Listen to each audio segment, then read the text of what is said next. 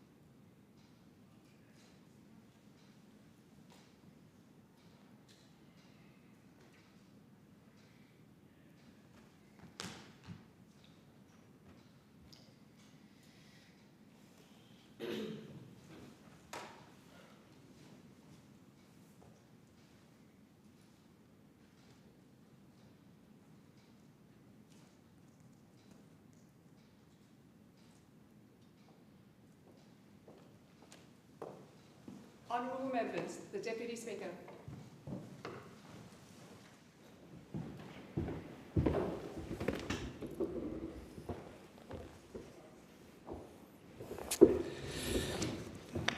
Are there any constituency statements? I call the member for Fowler. Deputy Speaker, thank you. I rise today to speak for the people of Fowler and the wider south-western Sydney community.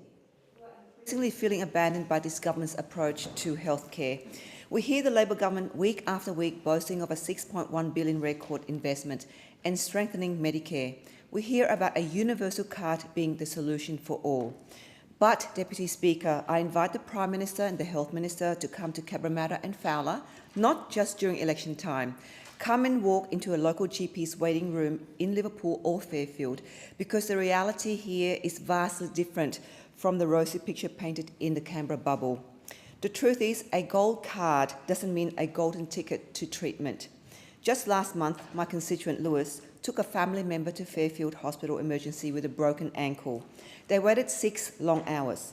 6 hours of waiting in pain because of a chronic shortage of doctors and nurses. And worse, they had no equipment or specialists to treat the injury and were told to go to Liverpool Hospital. That 6 hours transfer is the true measure of a strengthened Medicare in Fowler.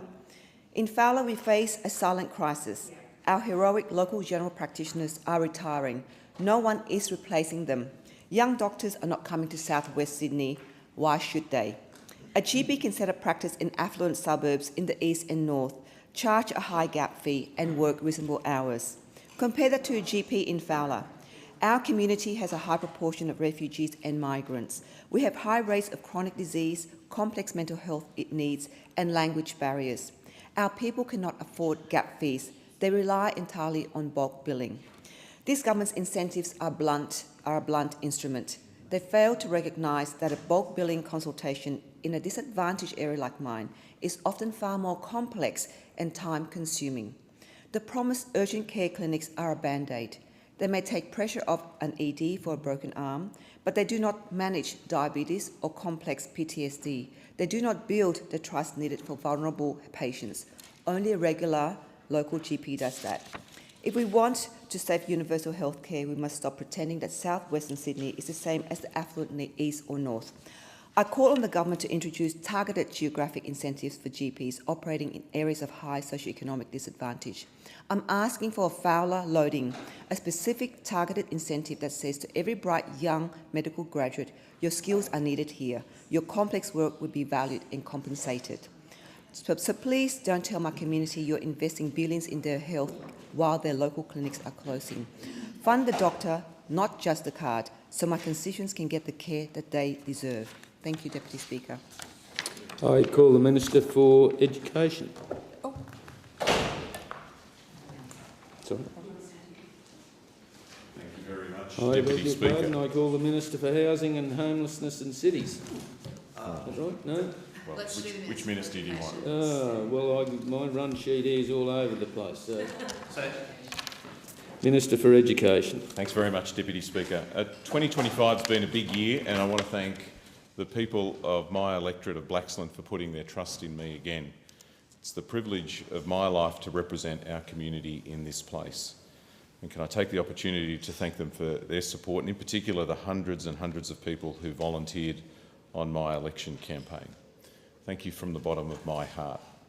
In particular, I want to thank my team, led by Karina Flanagan, Chris Zagopoulos and Christine Calavitas, for all of their help over now almost 18 years. In case of Chris, even more. I would not be here without you.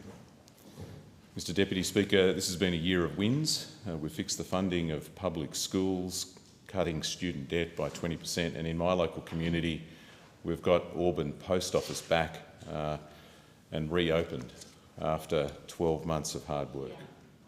But it's also been a year of losses in my community where we've lost some real local Labor true believers, some dear friends of mine. Tony Ray, a former school principal, Grant Lee, a former mayor of Bankstown, Uncle Rex Sorby, a great Indigenous elder, and Vanessa McNeil, a former Holroyd councillor. And local legend, Laurie Ferguson, a former member of this place, has been really unwell and is still in hospital. And Laurie, we're all here with you and with Maureen and with the whole family. Can I wish everybody here a very, very, very Merry Christmas. This is a time that we spend with the most important people in the world, our families, our kids and our mates. And every year on the Sunday before Christmas, I get together with the fellas that I played cricket with for years. We call it Clay Day for reasons that I don't have time to explain here. We catch up and reminisce and we talk about the old days and remember just how important we are to each other. To quote that old Irish proverb, we live in the shade of each other. And when I get together with my mates, I live in their shade for sure. So can I give them a quick shout out? Gav, Macca, Cause, Squirmer, Welster, Wyber, Bevo, Blobby, Beachy, Rinny, Choppers, George, Tink, Bert and Herbie. Merry Christmas, boys. I call the member for Mayo. Thank you, Deputy Speaker, and Merry Christmas to you, Deputy Speaker, and Merry Christmas to everyone in the Parliament. And I would also like to, of course, extend those wishes to everyone in my community of Mayo. Mayo is a beautiful time at Christmas. We really do celebrate Christmas in style. I'd like to just remind everyone in my community that even though we've had a lot of wet weather, the bushfire season is upon us, and it's not too late to be bushfire ready. We do have the algal bloom in South Australia this summer, but that shouldn't detract us from spending time on our beaches. It's not on every beach, not on every day, and our Mayo beaches and our beachside communities are wonderful places to spend the summer, and so I really do encourage everyone still to go down, whether it's to Victor or to Yankalilla or anywhere in between. Do go along to our beachside townships. They really need our support this summer. I'd like to just remind everyone in our community about road safety. Unfortunately, Mayo has a very high proportion of South Australia's crashes, and so we need to make sure that we all slow down on the roads, and I think that that's a nationwide message. Make sure that we all slow down on our roads so that we can be there for Christmas with our family. And when you're in Mayo this summer, make sure, and particularly over Christmas, try and shop local wherever you can. It is so important for our community. So many of our small businesses really are doing it tough, and we need to do everything we can to support them. I'd like to acknowledge everyone who's going to be working over that Christmas season.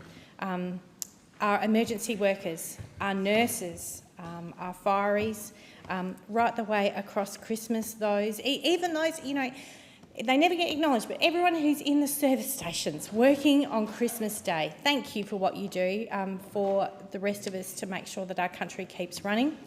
And I would also like to, on that, acknowledge our farmers across Australia. There will be many farmers who will be getting up and working on Christmas morning, particularly dairy farmers, and they will be working on Christmas night too, and they're not necessarily getting double time. So I'd like to really acknowledge the farmers. And I'd like to close, Deputy Speaker, by acknowledging my team. I have an extraordinary team. Many of them have been with me for several years.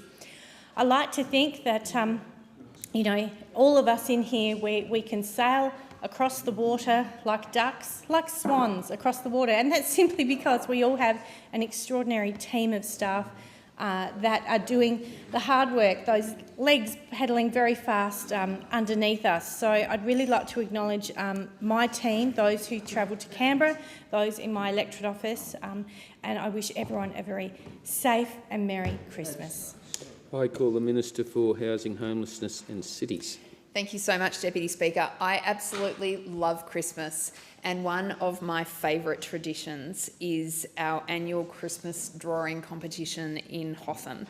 Every year, students from right across my electorate enter a competition to see who gets the cover of our annual Christmas card. And I actually honestly believe, Speaker, I have the most talented and creative young people in the whole of the country living in my electorate, because you would not believe the entries that I get to be the judge of. So today I'm very excited to announce that our 2025 winner is Grace from Sacred Heart Primary School in Oakley. Grace has made this incredibly beautiful Christmas drawing, Speaker. She's only 10 years old, and we just cannot believe this. My staff and I keep looking at her beautiful drawing, just wondering where this brilliant talent comes from. We are so impressed with you, Grace, and your beautiful talents in art, and we're very excited to share your Christmas card with the entire electorate. It was a close fought thing though, Speaker. We had a few runners-up this year. Amelie from Braddon Park Primary School, Wheelers Hill, Violet from St Andrews Primary School in Clayton South, and Isla from Oakley Primary School. And your wonderful entries will also be featured on this year's Christmas card. To all of the students who took the time to take part in this, I really want to thank you. And can I let you and your families know that we set up a little art gallery in my office through the Christmas period, and if you would like to see your artwork on display, then please come and visit my electorate office in Oakley. Speaker, earlier this month we had a really important celebration in my local community, and that was the 150th anniversary of Oakley Primary School. This is more than a number. It's a testament to generations of learning, growth and community spirit that have come out of this incredible educational institution in my electorate. I want to say my thanks and acknowledgement to Principal Ruth Biddle, who is a very visionary education leader right across the southeast. And Ruth's leadership and her belief in every student's potential make this school such a special place. I want to acknowledge all of the teachers and the staff and families who gathered in their hundreds in what was unfortunately quite a rainy day, but gathered in this beautiful school to celebrate what it's done for the children of my electorate. Oakley Primary has been a cornerstone of Oakley since 1875.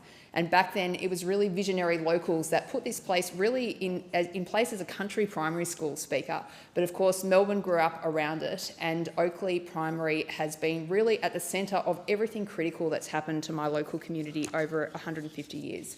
Of course, the Greek influence is there. We've had the Protopo Greek School led by Principal Maria Gindidis, which has been a really important part of keeping Greek language alive in my community. So I want to say congratulations to Oakley Primary School. I love you guys so much, and 150 years, well done. Let's go for 150 more. I call the member for Goldstein. Thank you, Deputy Speaker. At just 31 years old, Chris Ross faced the devastating news of a motor neuron disease terminal diagnosis. Chris faced a choice and chose to live his life to help others fighting MND. With friends Josh Newman and Josh Webster, he launched Beat the Beast and Run for Rossi, an annual event raising awareness, hope and funds for MND research. Their bold mission was $1 million for a cure. Chris passed in August 2023, but his vision lives on. Run for Rossi, led by a dedicated committee including Chris's mum, Karen Ross, a wonderful human being, Chris's brother, Ben Ross, Chair John McCluskey, Sian Davey, Lisa Bugg, Gay Findlay and Erin Ford, continues his incredible legacy. This year's Run for Rossi event was the biggest yet, partnering with Fight MND to announce a research grant in Chris's honour. Every dollar raised supports this grant and brings us closer to a cure. Run for Rossi has raised $131,000 in 2025 and nearly $500,000 since 2021. So help Karen and the team take more steps towards beating the beast. I've donated and I hope others will too by going to beatthebeast.me/run-for-Rossi. Thank you, Deputy Speaker. The best thing we can do to combat loneliness and support each other is to turn to our neighbours. Since 1982, Neighbourhood Watch has brought volunteer residents together to be the first line of safety for the community, and Bayside Neighbourhood Watch was founded a year later in 1983. Each volunteer is precious and sews a stitch in our community's social fabric. And to thank them for their incredible service, 2 Saturdays ago, Neighbourhood Watch Bayside held their big thank you picnic at Brighton's Ballilla. Hundreds soaked up fleeting sunshine with live entertainment, local artists and classic cars, with the local Lions Club of Brighton sizzling sausages with scones galore. To celebrate outstanding contributions, the inaugural Ken Beadle Award was awarded to Ken Beadle, the former Bayside Mayor and long-time Neighbourhood Watch champion, but no doubt there will be many worthy recipients in the years to come. We thank all the volunteers, but also those that provide the leadership to Neighbourhood Watch Bayside, including their President and MC, Phil Lovell, to the event coordinator, Jeff Bransbury, and event curator, Michelle Larragee. But I just want to say to everybody who's involved with Neighbourhood Watch in Bayside, in Glen Eira, in Kingston and across Australia, thank you so much for the wonderful work that you do. You keep our community safe, you keep us strong, and more importantly, you keep us connected, particularly those who don't have necessarily the full support or assistance they have from their family or from their friends. And the work you do ensures that we all stay safe. Thank you very much. I call the member for Blair. Thank you, Deputy Speaker. During the recent debate and the government's reforms on the national environmental legislation, I didn't get the opportunity to speak on the bill, so I want to take the opportunity to congratulate Minister Murray Watt and the Prime Minister in terms of the agreement that's been reached in relation to the Environment Protection, Biodiversity and Conservation Act and the impact it will have beneficially for my electorate. The new streamlined assessment pathway will significantly reduce the timeframe for proponents to provide sufficient information up front and provide an incentive to meet the standards up front, deliver faster decisions, saving businesses time and money. A new and improved bilateral agreement with the states will remove duplication for the assessment and approval of projects. And the reality is that in the Ipswich area, the current laws are holding up critical housing and road projects. Some housing developments in Ipswich have been in limbo for 5 years as a result of green tape and the EPBC approvals, delaying vital housing supply in the middle of a housing crisis. And on top of this, the EPBC requirements and associated ecological assessments for the much-needed Mount Crosby Road interchange upgrade on the Warrego Highway in my electorate, a major freight and commuter corridor which has seen the finalisation of the design pushed back by around 18 months. So the laws are costing business time and money and strangling homes and infrastructure we need. This was a big theme coming out of a local Blair Growth and Productivity Roundtable I held in August this year, as well as the Treasurer's National Economic Reform Roundtable. Going forward, the government's reforms will tackle the underlying causes of these delays while also delivering greater protection for nature. It's not an either-or. Indeed, what we're doing in my electorate will benefit both business and the environment.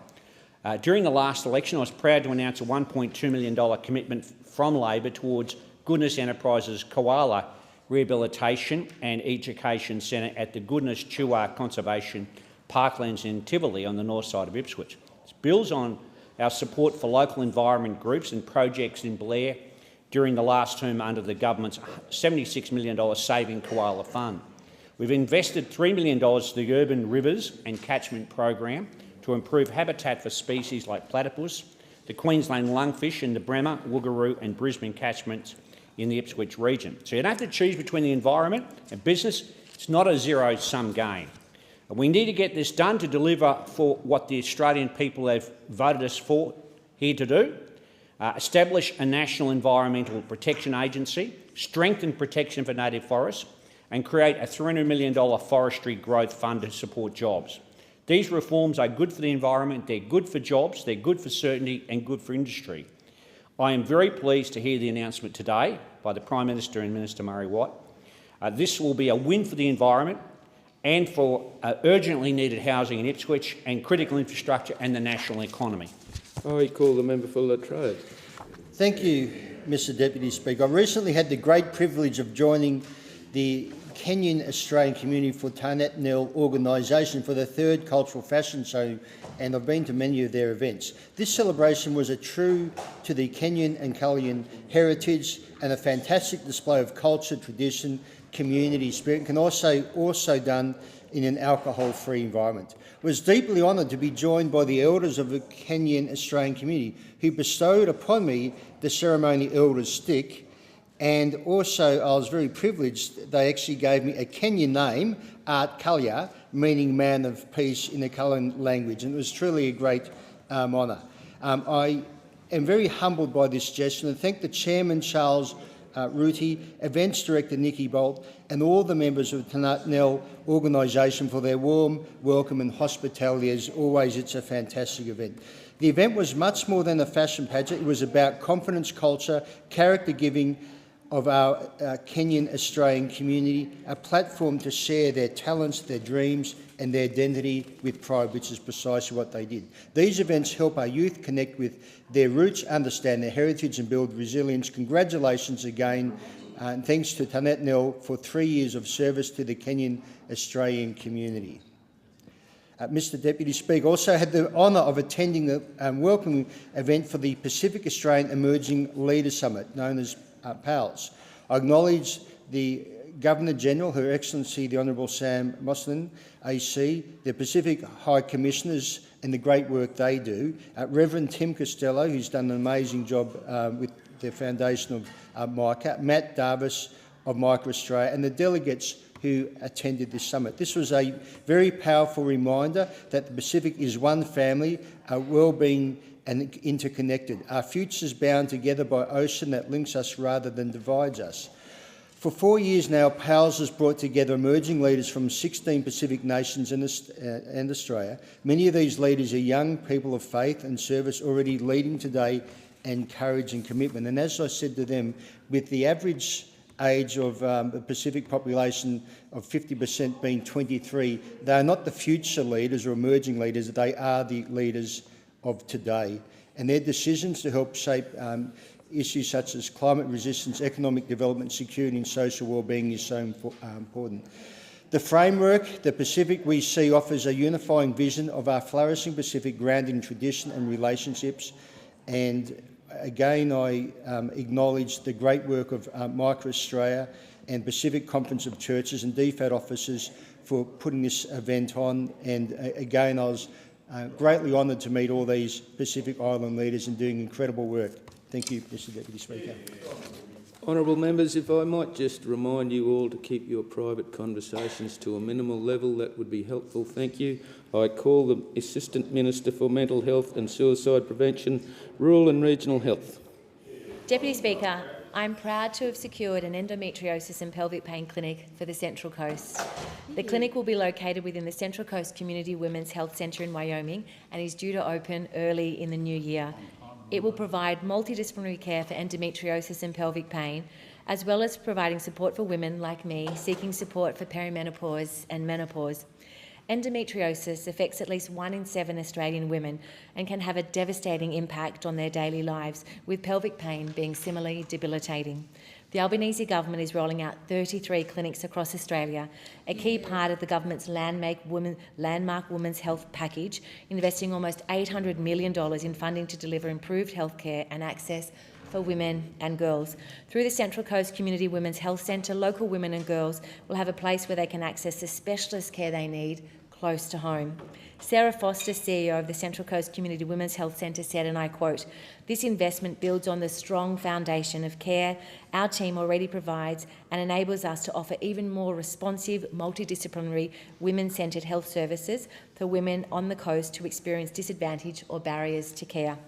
Deputy Speaker, summer on the coast just got even better with the reopening of Vera's Water Garden. I was proud to deliver $750,000 for this project as part of a more than $1 million revitalisation package for the entrance. This funding has provided a new water play equipment and a zero-depth splash design. And I'm delighted that Central Coast Council listened to feedback from right across the community, including myself, and kept Vera. After all, there isn't a Vera's Water Garden without our much-loved Vera. Vera has been watching over the entrance foreshore for nearly 30 years, and with this investment and the strong community campaign to protect Vera, she'll be around for many more. Deputy Speaker, I've heard from locals right across the Central Coast who have visited the Lakehaven Medicare Urgent Care Clinic because of its convenient location at the Lakehaven Shopping Centre and offering fully bulk billed care 7 days a week over extended hours. In fact, since opening in 2023, 27,000 locals have visited the clinic. Locals like Marion from Warnervale who said, and I quote, "After experiencing a deep cut on my hand, I sought treatment at the urgent care clinic at Lakehaven. From reception through to treatment, the care I received was brilliant. I am grateful to have had access to professional and expedient care close to home." That's why at the election, as part of our plan to strengthen Medicare, I was proud to commit to expanding the clinic to meet growing need. Now we're delivering on that commitment with funding to grow the workforce, extend opening hours and remodel the treatment spaces. We're also opening a third Medicare urgent care clinic in the coming months to deliver care closer to home for people right across the Central Coast. I call the member for Longman. Thank you, Deputy Speaker. I rise today to speak on a subject that most of us will deal with during our lifetime, ageing. Whether it be our own experiences or assisting our elderly friends and family members, most of us will deal with the aged care system. As a member for Longman, I often receive negative feedback regarding the aged care system. Whilst there are countless individuals who provide exceptional aged care services, sadly not everyone has access to such services when they need it. The feedback I receive is often disappointing. To hear stories of seniors who spend extended time in our hospitals due to a lack of services and spaces in nursing homes is not a sign of a functional aged care system. Not only does this result in poor outcomes for our senior citizens, but it also results in poor outcomes for the greater community as hospital beds are limited. This temporary solution to the lack of adequate aged care facilities, in conjunction with the government's decision to walk back on their 2023 promise to provide better funding to hospitals, is only exacerbating the issues surrounding health and aged care. It's clear to me that something needs to be done to improve the aged care system, which will remove some of the strain from our hospitals. It's my hope that common sense will prevail and that these issues will be addressed as a matter of urgency for the sake of our senior citizens. Deputy Speaker, I'd like to take this opportunity to wish everyone a Merry Christmas and hopefully a more prosperous 2026. Christmas is a wonderful time where people tend to forget about the challenges in life as they relax over the festive season in the new year. This, of course, is a great reflection on the true meaning of Christmas, the birth of Jesus Christ, and one of his promises, of course, is that for those who follow him, that he will help alleviate their burdens. It's also the time of year when I often see the best in people in the Longman community, people putting the needs of others before their own and helping out others less fortunate than themselves. The toy drive that grows every year despite the difficult economic climate that many people face right now makes me incredibly proud to represent this community. Our church community continues to flourish as they go about doing good, helping the homeless with meals and shelter, as well as victims of domestic violence and others doing it tough, not just at Christmas time, but all year round. I, for one, am grateful that Jesus showed us how people should treat one another, and I know that many people in Longman and around this great country will honour his sacrifice by attending church services this Christmas, and rightly so. Merry Christmas, everyone. I call the member for Isaacs. Thank you, Deputy Speaker. It gives me immense pleasure to congratulate Olivia Carroll, who was with us in the chamber, on being awarded the winner of Australia's My First Speech 2025 in the Year 11 category. This national competition invites senior secondary students in years 10, 11 and 12 to imagine themselves as newly elected members of Parliament as they deliver a short speech on an issue they care deeply about. It helps young Australians engage with our democratic process. Olivia is a constituent in my electorate of Isaacs, and I'm exceptionally proud of her achievement. She attends Kilbreda College in Mentone, and I know her school, her friends, her mum Gail and her late father Paul would all be very proud of her. I will now read Olivia's speech, which reflects the thoughtfulness, care and conviction she brought to this competition. She wrote, and she spoke. Thank you, Mr. Speaker. I rise today on the occasion of my first speech to talk about an issue that is close to my heart, organ donation. Specifically, the need to encourage more Aussies to take just 1 minute to register as a donor. I know firsthand the impact of organ donation and the incredible joy and comfort it can provide families. My dad became my hero not just in life, but also in death by donating his organs and saving the lives of 3 people. My auntie is a living donor who selflessly donated a kidney to my grandfather, giving us an extra 5 years with him. These are just a few of the stories from over 7,000 organ donors across the country. Still, we can't forget that over 2,000 Australians are still waiting for a life-saving organ transplant. These are parents, children, friends, colleagues and our fellow Australians. Real people hoping for a second chance at life. While 4 out of 5 of us support organ donation, only 36% are registered to donate. Worse still, new registrations dropped by almost 5,400 in 2024. There are no strangers in this country, only mates who we haven't met yet. And some of them are in desperate need of help. 1 minute, that's all it takes to register and give someone a second chance at life. Olivia's speech ends with a resounding call to action.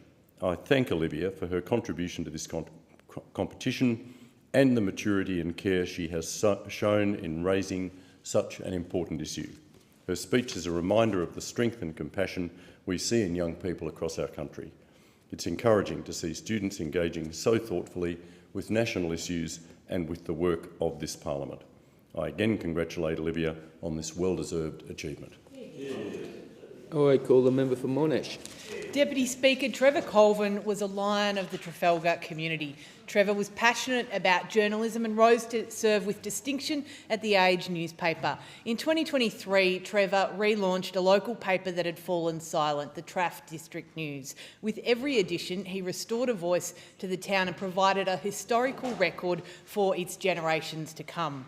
Trevor also volunteered at the Traff Market, organised music events in the Town Hall and supported men's mental health. He was a valued member of the Great Latrobe Committee, and I only saw Trevor recently at the Warrigal premiere of Just a Farmer, a film that spoke to the struggles of rural Australians, struggles Trevor genuinely cared about and worked to illuminate. Trevor will be missed by his daughters Inga and Narita and his wife Susie, in whose arms he passed just days before their 39th wedding anniversary. Trevor's legacy lives on through his family and the Traff News. Deputy Speaker, Helen is a nurse from Warrigal who cares for people with cancer at our local hospital. When her husband Alan passed away from a long and painful terminal illness last year, it took 256 days for Helen to receive her husband's death benefit from Australian Super. After many requests from Helen, Australian Super offered her $50.75 in compensation. $50.75 for holding over $200,000 over 8 months. Imagine the returns Helen could have received, the interest if she'd stuck that money in the bank. Worse still, Helen's husband, Alan, wanted to access the terminal illness early payout on that super before he died to gift to his children in person. The emotional toll inflicted on Alan in his final weeks fighting to access his own money is an absolute disgrace by Australian Super. Helen has since appealed the $50.75 compensation and been sent another letter from Australian Super avoiding any clarification or acknowledgement of the disastrous and distressing handling of her late husband's superannuation. I have sent letters on behalf of Helen to Australian Super. The cold arrogance, the defiance of human decency is astounding. Now, I have asked the question, is there a mandated minimum time in which superannuation companies need to pay beneficiaries after a death? The answer from ASIC is no, there is not a mandated minimum. It is as soon as practicable. I believe this should be reviewed. I am pleased that the Minister for Financial Services is in the chamber to listen to Helen's story. And to Helen, I say, I will continue to fight on your behalf because you deserve so much better. I call the member for McEwen. Thank you, Deputy Speaker. I rise to celebrate the sod turn of 2 great local projects being delivered in our community by this government. First of all, the Macedon Rangers Sports Precinct Stage 2. It was my great pleasure last week to join the now Mayor of Macedon Ranges Shire, Kate Kendall, and I congratulate her on her appointment, to turn the sod on Stage 2 of Macedon Ranges Sports Precinct. Stage 1, of course, was already delivered over $29 million worth of much-needed recreational amenities to the Macedon Ranges and the regional area. It includes a 3-court sports stadium, a natural grass AFL cricket oval and a multifunction pavilion, and a variety of associated indoor and outdoor amenities. Now, Stage 2 is set to expand on these facilities significantly. The Albanese Labor government committed and has delivered $15 million of the $17 million for Stage 2 project, which pork barrel, and that's a great one, which nearly double the current sports stadium capacity, adding 3 more courts. The expansion also includes additional AFL cricket oval, 2 outdoor sports courts, and improves car parking to landscaping, ensuring the precinct remains a world-class venue for sports and community activities. It is great news for our community. Stage 2 will ensure that we can accommodate more sporting participants and better recreational facilities for our growing community and enhance the Macedon Ranges as a regional community hub.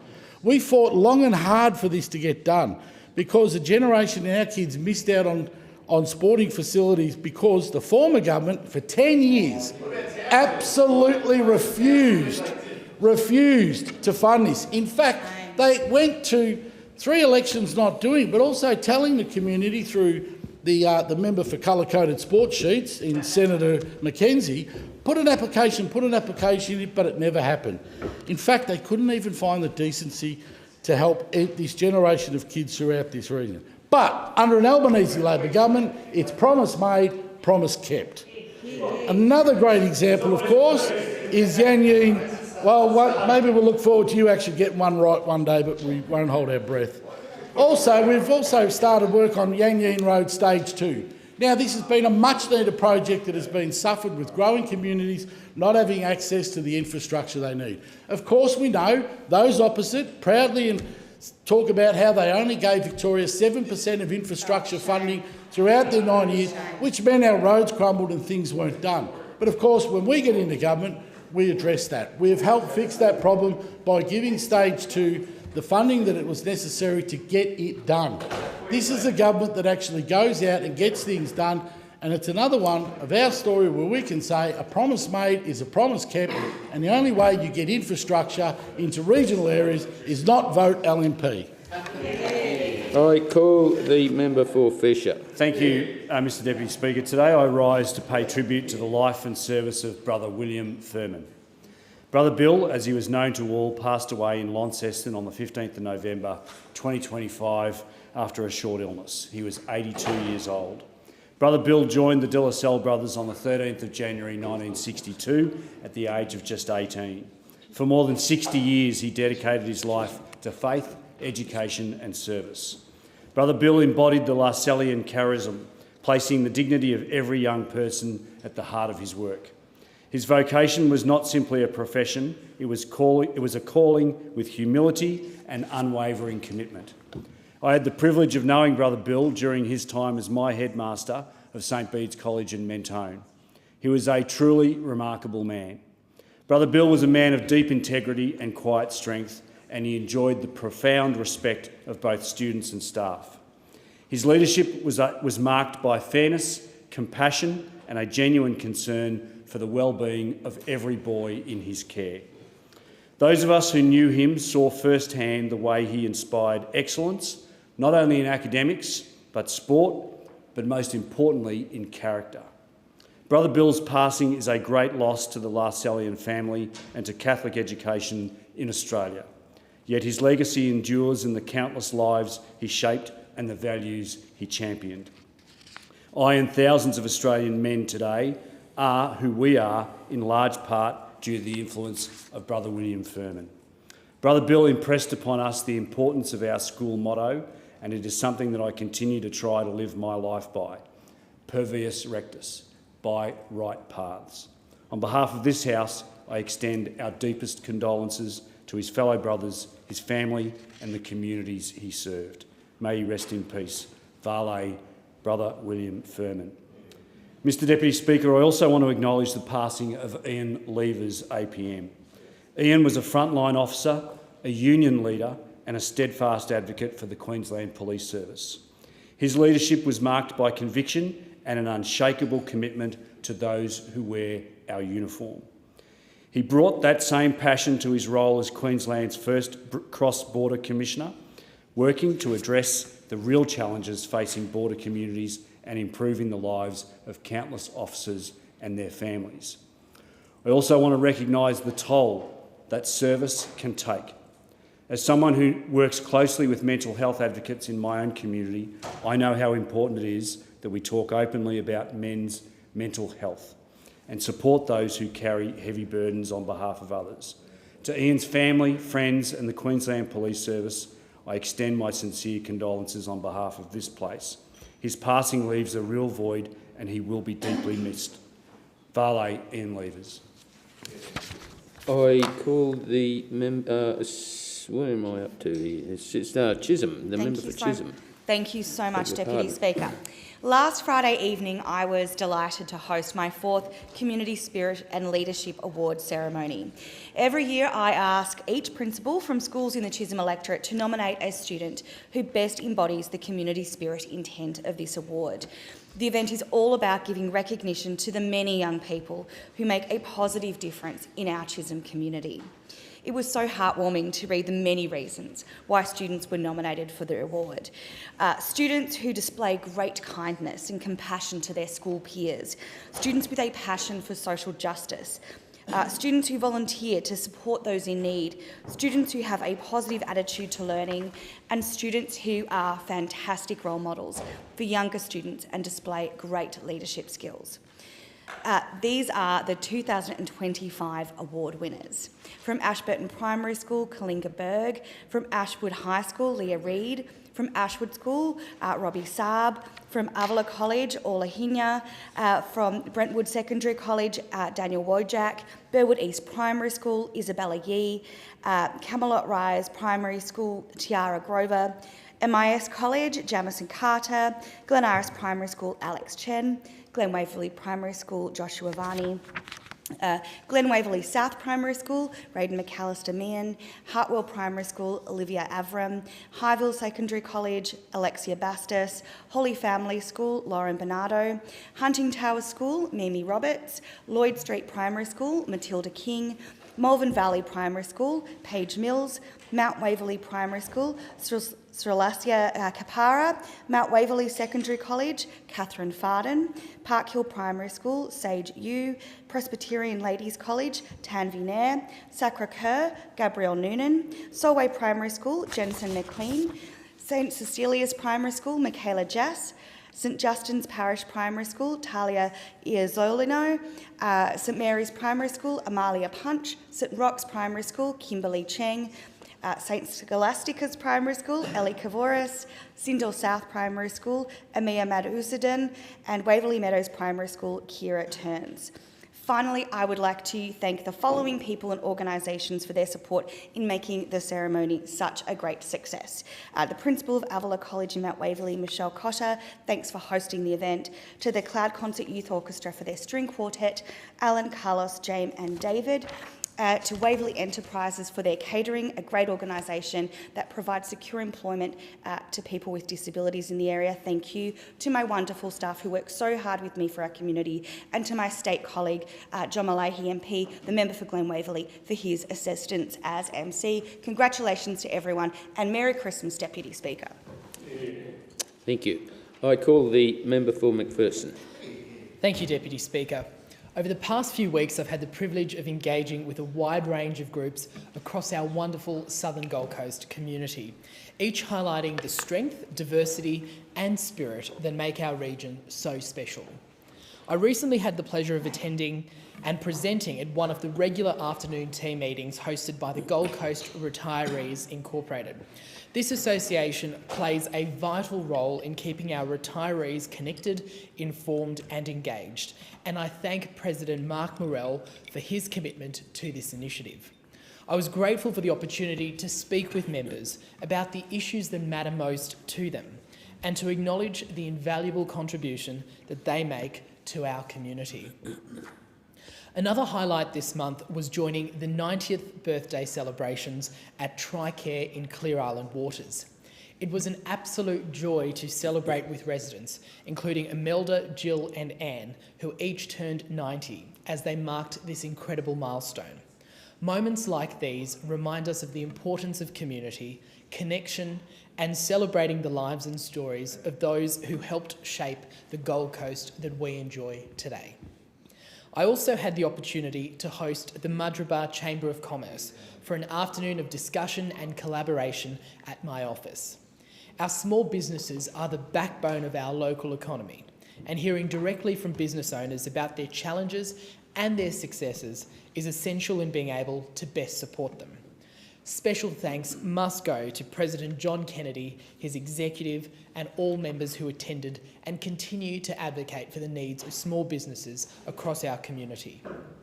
I recently welcomed the Australian Political Exchange Council's 37th delegation from the United States, giving them a glimpse of the very best the Gold Coast has to offer.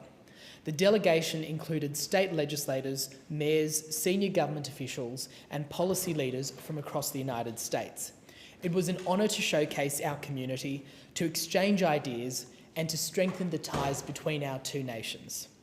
And finally, I had a wonderful visit to Arcadia College in Robina, where I joined a group of students and taught a civics class and a bit about how to work in, as part of a team in federal parliament, but also the role of a federal member of parliament and how the different levels of government work.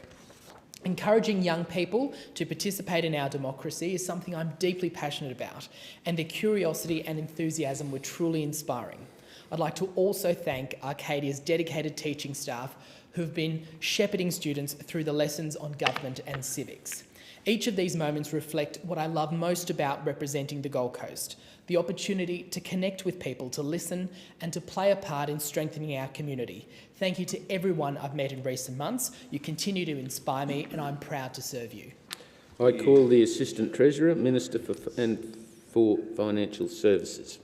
Deputy Speaker, as we reach the end of the year, Black Friday, Christmas and Boxing Day sales are great to find a bargain. However, I would like to reflect on the often forgotten people who make our holiday shopping possible.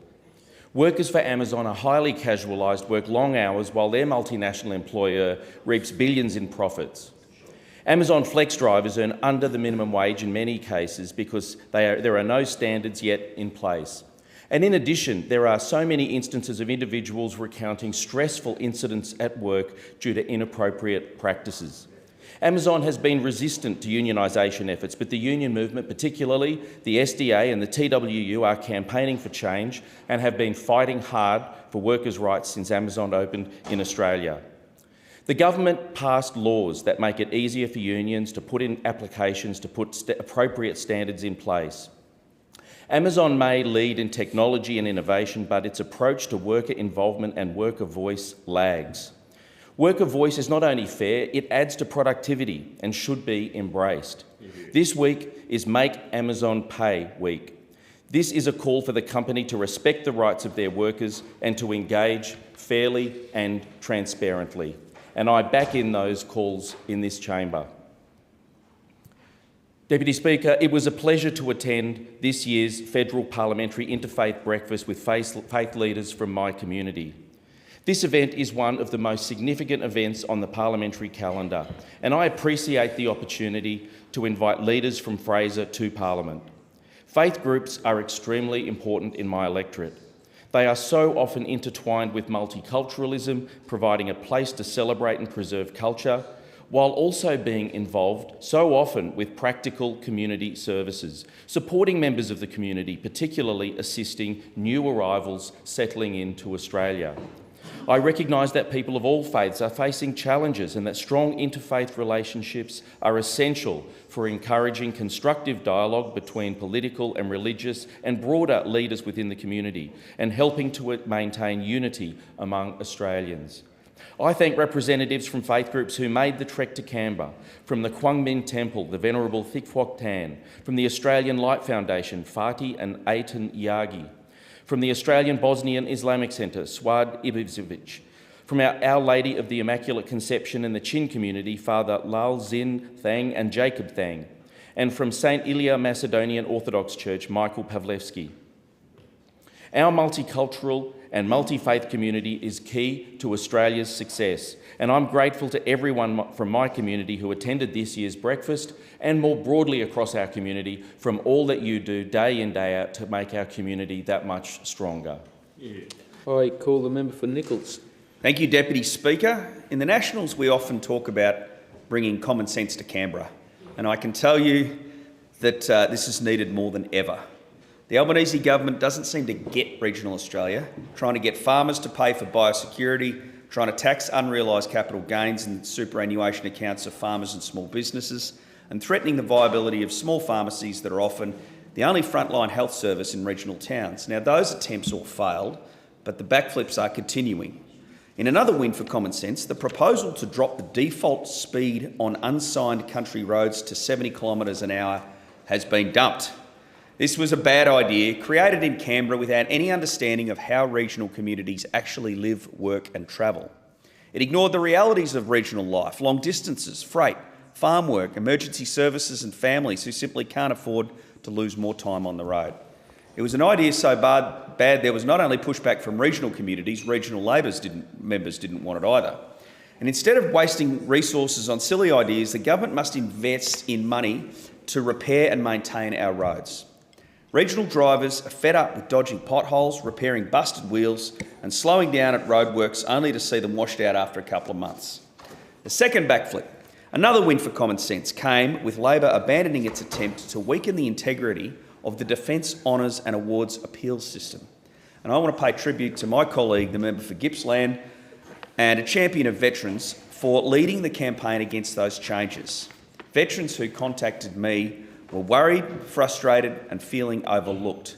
And these changes would have stripped the rights away from the very people who have served our nation. And there are a number of people who wouldn't have received much deserved awards had these changes been in place for some years. Thankfully, they're not going to be in place at all. These examples speak to a broader pattern of misplaced priorities and missteps from this government. And meanwhile, regional funding programs that should be providing practical help in our communities have either been scrapped or starved of new funding. People are coming to me in my community saying, we really need this piece of infrastructure, we really need that. And I say, well, the cupboard's bare because there's no allocation in the Growing Communities program. Regional Australia deserves better from this government. Thank you, Deputy Speaker. I call the member for Menzies. Thank you, Deputy Speaker. I rise today to speak about the extraordinary young people in Menzies. Over the past few weeks, I've been very fortunate to visit some of our local secondary and primary schools and even childcare centres, as well as hosting some young activists in my office. I'd like to thank the Minister for Education, Jason Clare, for visiting Box Hill High with me and speaking with some of the school leaders from years 8 to 11.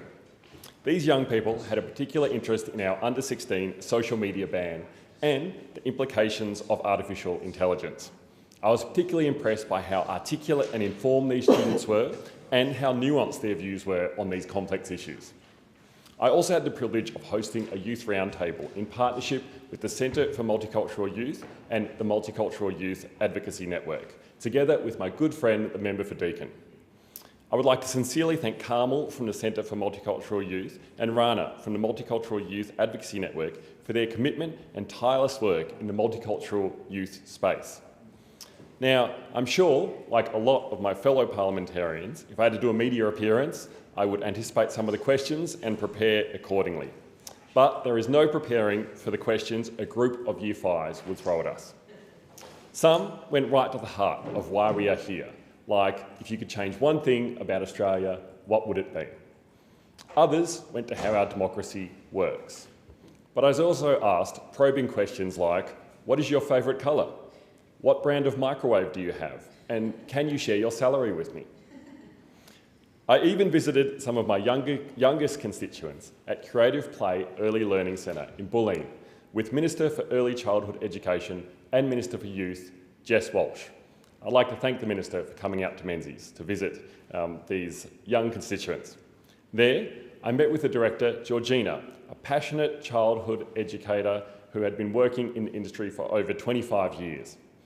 I was very happy to celebrate with her and her team the 15% pay rise that will come into place on the 1st of December, delivered by the Albanese Labor government.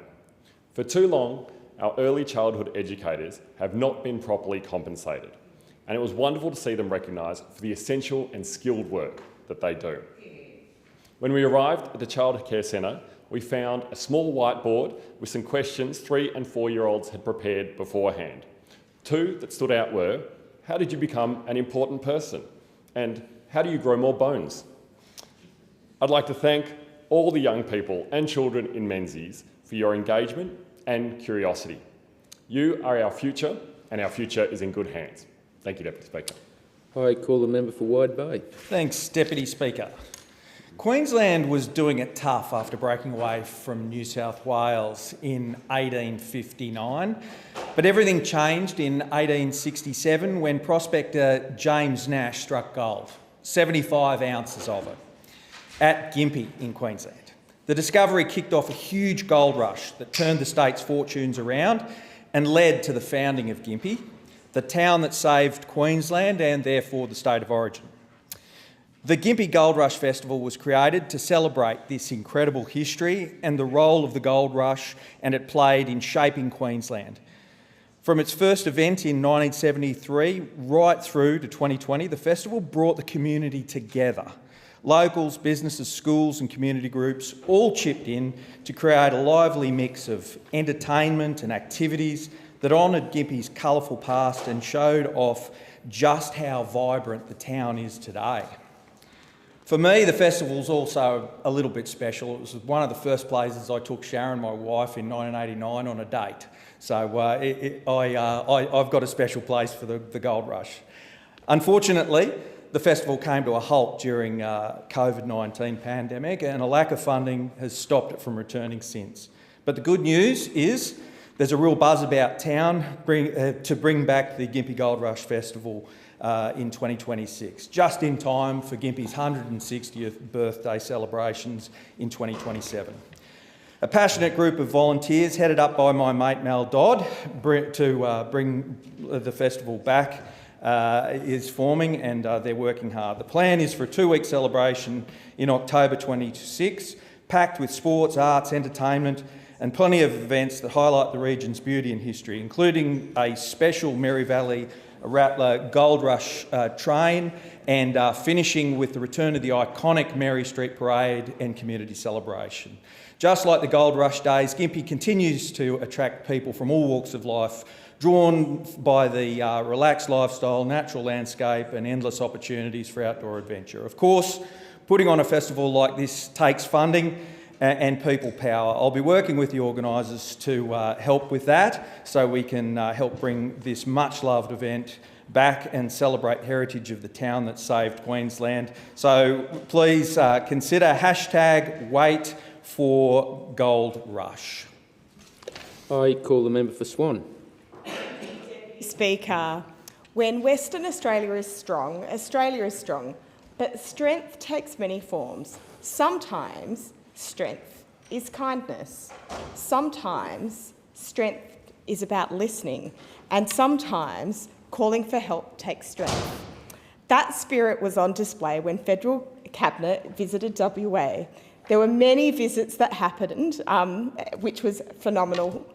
And it was such a special moment to see some of the amazing ways that this Albanese Labor government is tangibly changing the lives of so many people.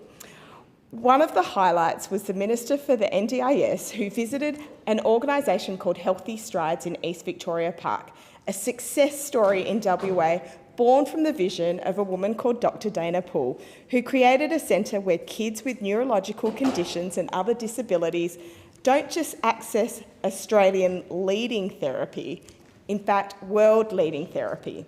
Her first participant was a boy, and now he's a teenager with cerebral palsy, and he spoke to the Minister through his text-to-speech device and described the differences of the therapy that he was accessing and how the supports of the NDIS and Healthy Stride made his life so much fabulous. He also talked about the death of his mother and how challenging that was, but how he continued to be able to have the strength to continue to do his therapy and be an incredible young man, and giving him the chance to do more for himself and participate more fully in his life. And one of the things that he talked about is how his mum just always said yes, which I think is fantastic, as opposed to saying no. And so what we saw is the power of scientific innovation and compassion, and why the NDIS matters.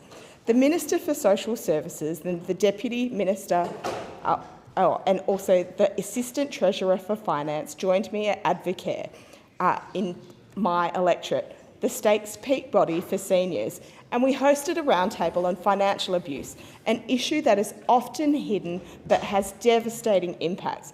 And we continued to have a conversation that began last term, which started the financial abuse inquiry, which I instigated. And more than listening, we're actually acting as well. And we're doing so much work in this area, which includes reform, so victim survivors aren't left with Centrelink debts caused by perpetrators, and also boosting frontline support for victim survivors. And so this week, we saw that the government announced a $42 million increase for 1800 Respect. And this is because we know that this is a support line that so many people need, and we want to make sure that we continue to make a tangible difference to the lives of people across Australia and Swan. The time allotted for constituency statements has expired. I call the clerk for the next order of business. Government business. Order of the day number 1. Death of the Honourable Graham Frederick Richardson AO. Resumption of debate on the condolence motion moved by the Prime Minister. I call the Leader of the House, Minister for Home Affairs, Immigration, Citizenship, Cyber Security and the Arts. Thanks very much. I rise to pay tribute to a former Minister, former Senator and dear friend who we recently lost, Graham Frederick Richardson.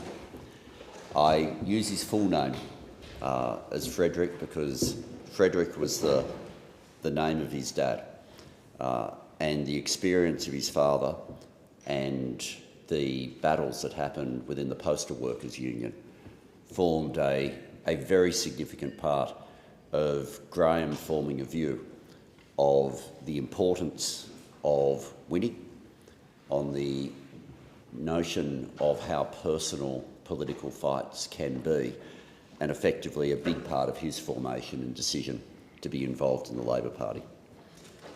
People would know that Graham has been ill for some time, but his death was still unexpected when it came. Some years ago, he had some very major operations, but that was not the beginning of the challenges with his health.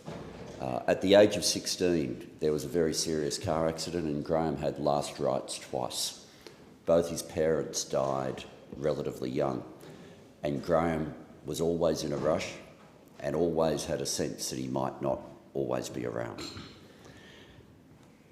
My political formation, a big part of it, some of it happened through my paper run, some of it happened through my concern about a series of environmental issues. But of those environmental issues, the one that I was most passionate about is the Daintree rainforest.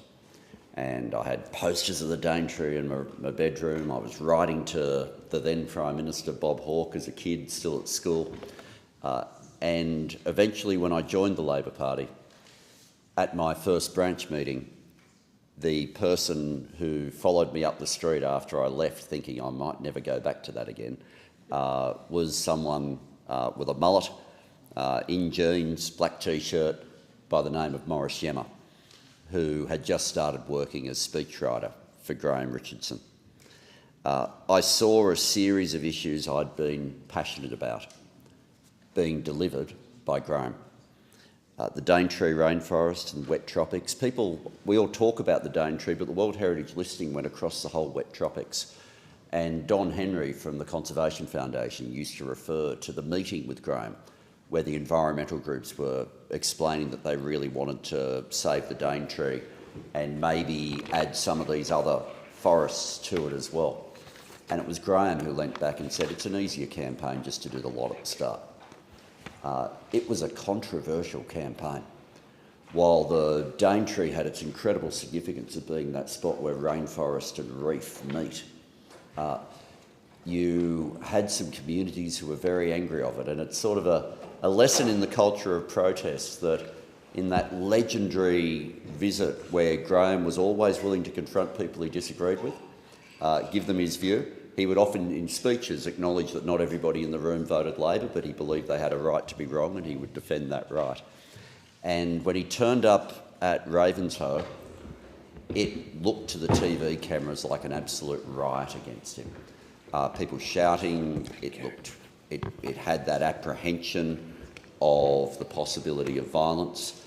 And Graham, rather than being intimidated by it, the moment he got into the car to leave with the shouting and what most people would have thought had been a disaster, he turned to, I think it was David Tierney, was the one in the car with him, and said, well, we've just won that debate in the public, knowing exactly how it would look on the TV screens.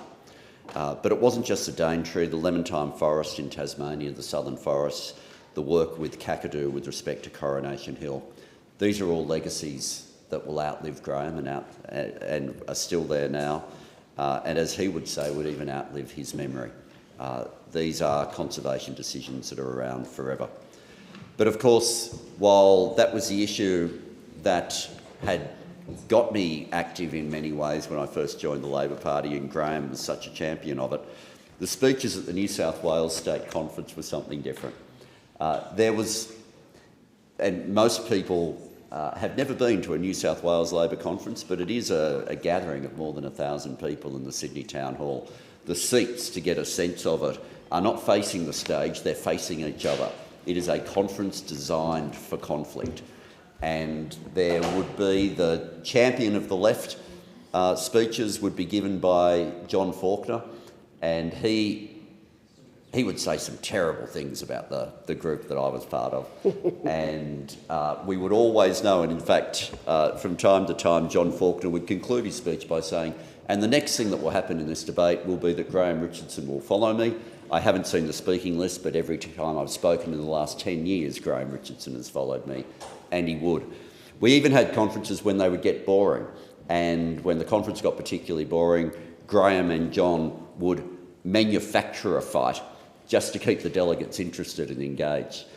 He had a way of expressing himself and an absolute confidence and a way of asserting authority and power that he'd learnt from John Ducker, and always attributed John Ducker for that, which gave Graham, gave Richo a capacity to really be able to carry a majority. And his description as to what he expected of the delegates was he would always say, you know who your friends are when they vote for you, even when you are wrong.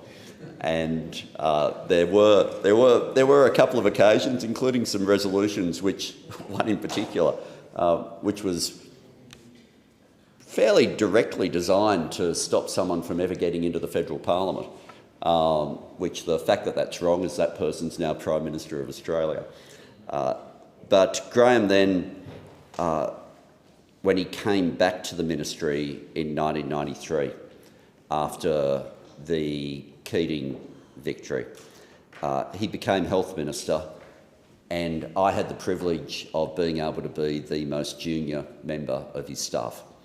And in working for Graham, I saw that capacity to be able to engage with everybody, whether you agreed or disagreed, and to find a way of getting your agenda through. Prior to 1993, and in terms of engagement with different organisations, this is something that sounds difficult to believe, but the then Labor government had got to the point where the Health Minister and the head of the AMA, the Australian Medical Association, didn't talk and hadn't talked for years. There was no communication at all. So the Australian Medical Association would run ads against Medicare and against the government every election campaign, and in response the approach of the then ministers was to simply say, well, we don't need to talk to you, there's no point. Richo decided that wasn't the way to get things done. And if you wanted to have serious reform, you needed to engage. But he had a technique. So every time a speech would be prepared for him, and Brett Gale, the speechwriter, and before him, Maurice Yammer, as speechwriter, just had to put up with the fact that Graham would insist every word of a speech would have to be written out. The fully written speech would be there. He would then tell the audience that and he'd approve the speech. He'd then wait till he got there and say to the audience, well, I've been given a speech. You are not all good people, but you do not deserve this speech. Bag the speech, put it to one side and then go. The AMA one was a little bit different.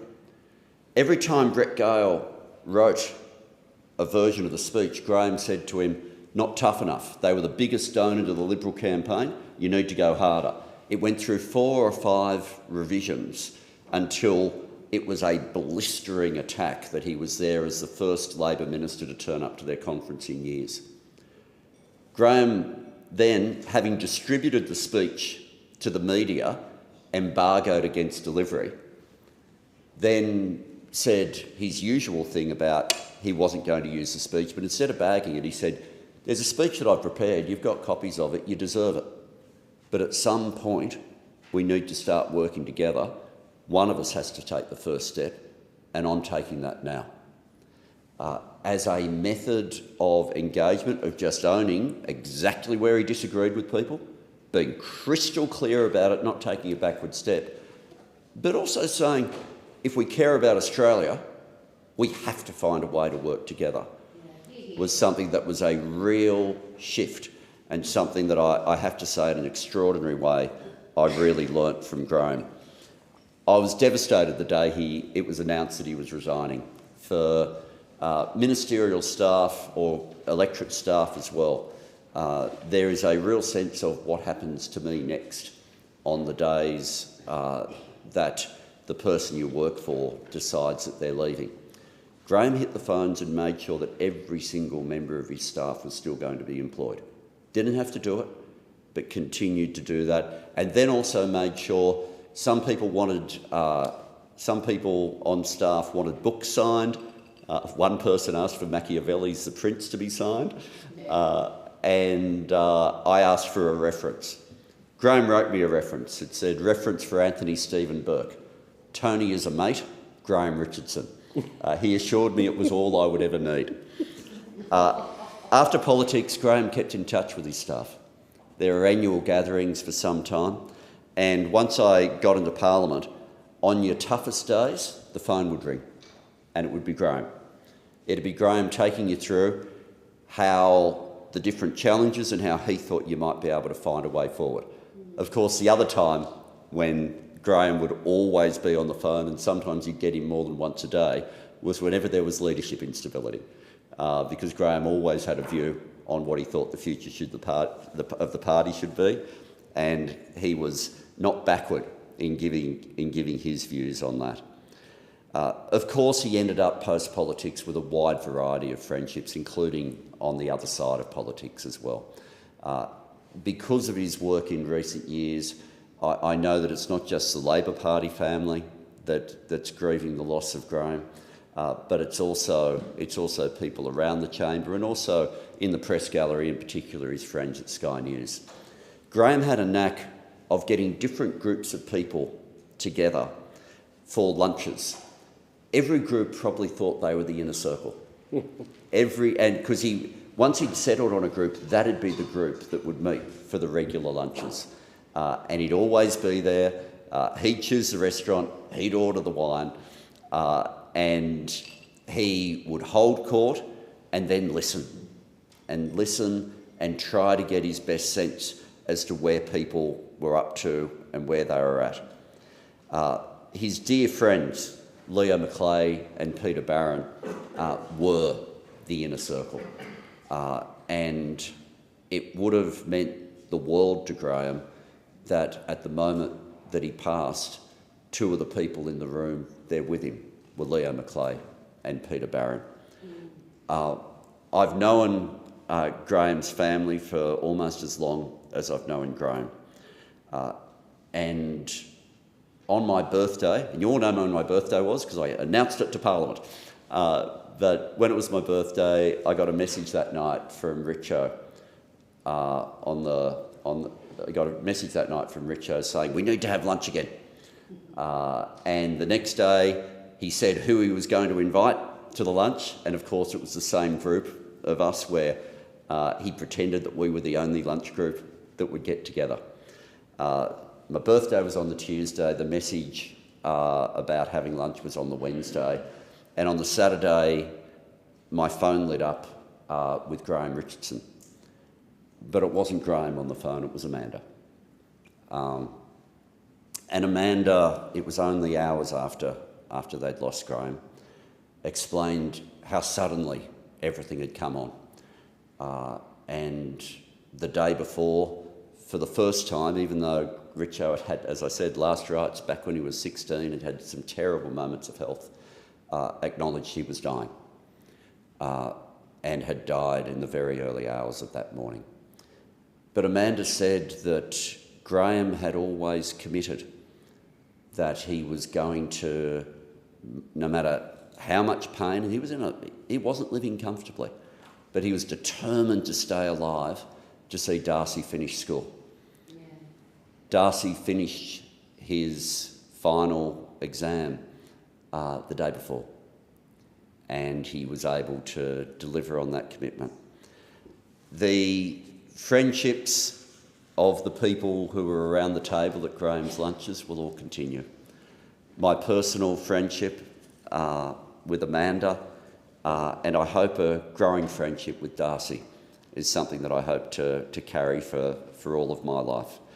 The advice and the understanding of what can be achieved in this place, often achieved with Graham always wanting to maintain the facade of the tough, no compromises politician, the title of the book, whatever it takes. But I've got to say that's not the person I saw. I saw the moments of deep disappointment. I saw the moments of frailty and working issues through. I also saw the moments where he knew but wasn't telling us that he was going to leave, and decided the best thing he could do as Health Minister, while he still had the authority and all his colleagues and the expenditure review people putting the budget together thought he was staying, was to use all his political capital to try to get the best possible outcome for Indigenous health. And he did that, waited for it to get through, and once the cabinet decisions had been made on that, decided it was time to tap the mat.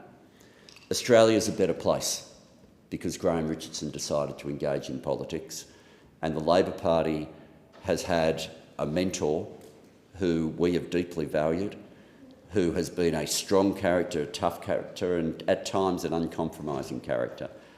Graham would be the first to acknowledge he wasn't perfect, but I'm so glad we had him, and I'm so glad for his family that they were willing to share him with Australia. God bless Richo. We miss you. All the best. The question is the motion be agreed to, and I call the member for Goldstein. Thank you, Deputy Speaker. And Deputy Speaker, I'd like to, of course, follow on from the remarks of the previous Speaker in paying respect to the life of Graham Richardson. Deputy Speaker, on the Tuesday before his passing, my phone lit up and I got an SMS, and it started with, "Mate, you look good on the ABC News tonight. Hope you are well." And I replied, and I hope he doesn't mind me breaching confidences, "Thanks, Richo. I still owe you lunch." "Ha ha, yes, you keep promising that." "Well, I do. I'm just pointing out I haven't forgotten," was my response. And then I went on to say, "Outside of an expletive show, how do you see our internal games at the moment?" I won't repeat what happened thereafter, except to finish by finishing my SMS exchange by saying, "Hence I asked." That certainly reflects the engagement I had with Graham Richardson. Forthright, honest, private, apart from, of course, what's now read into the Parliamentary Hansard, about someone of a political, it's odd to say mentor from somebody from the other side of politics, but somebody who actually sought me out and started to engage during his media career. I didn't know him in the time when he was in this place. I only read about his political career well after it was gone. I have a dog-eared copy of Whatever It Takes, not through a component of scholarship, but simply because somebody gave me a second-hand copy when I was an adult, and it's a reflection very much on the use and wielding of political power. But he was clearly a large-than-life figure when he was in this place and down the road. And you hear that from the speakers who have honoured his life and his legacy and his achievements as a minister, but more clearly as a significant contributor to the Labor movement.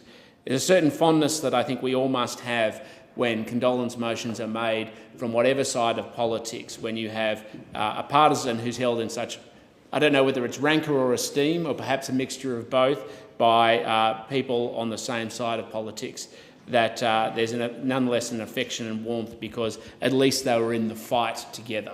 And so I honour very much his legacy as a member of the Labor Party and his contribution to it, though obviously sometimes I probably disagreed vehemently with what he was fighting for. He used to regularly taunt me when he was doing his television shows on Sky News, sometimes when I was on his program and sometimes when I was not, and he'd say, "I don't know about that, Tim Wilson. He could have potentially been a member of the Labor Party until he heard my views, and then he suddenly would adjust." But it showed that he was always prepared to have a laugh, have a go, and with a smile to engage on the important issues at the time. And so I always enjoyed his counsel and always enjoyed his friendship.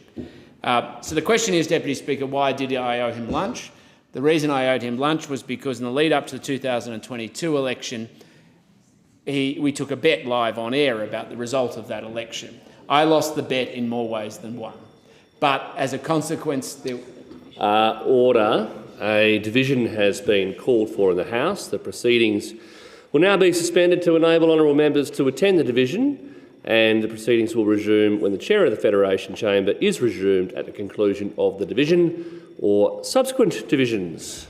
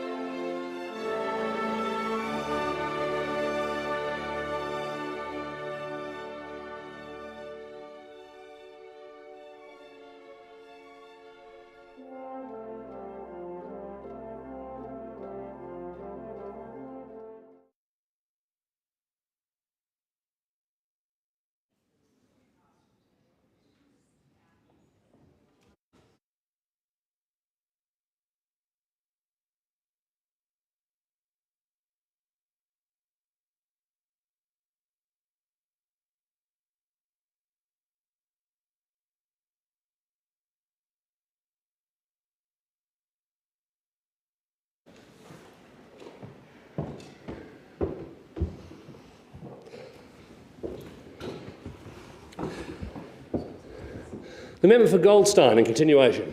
Thank you, Deputy Speaker. I sort of feel it's appropriate that this section of the speech begins almost in the spirit of Richo. I can imagine him saying, well, since I was rudely interrupted by democracy in continuation. So the question is, why did I owe him lunch? And the short answer is, in the lead up to the 2022 election, live on air, we took a $100 bet about what the outcome was. And as I was saying, Deputy Speaker, I lost that bet in more ways than one. Let's just say that. And when I went to ask for his bank account details on the eve of the election, because I was not oblivious to the realities of the situation, he said, next time you're in town, buy me lunch. And then, of course, a few days later, I said, when am I going to honour the bet? And, of course, when it came down to it, I never really got to Sydney to be able to honour the bet. Then, of course, he SMS'd me more recently and said, actually, I'll buy you lunch, which was very kind and generous of him. But, of course, I couldn't possibly do that. I'm a man who owes my debts, so honours my debts. So in that spirit, of course, when his widow, Amanda, and Darcy came to Parliament the other day for this motion, I extended, of course, that I still owe them lunch. And I want to make sure that that is honoured, and I extend my warmest condolences to both Amanda and Darcy. I understand how many members have regarded or made comment about the fact that Richo lived to make sure that he could see Darcy finish his secondary education, and that now he's going on to university. And I'm sure he would have been enormously proud of that achievement.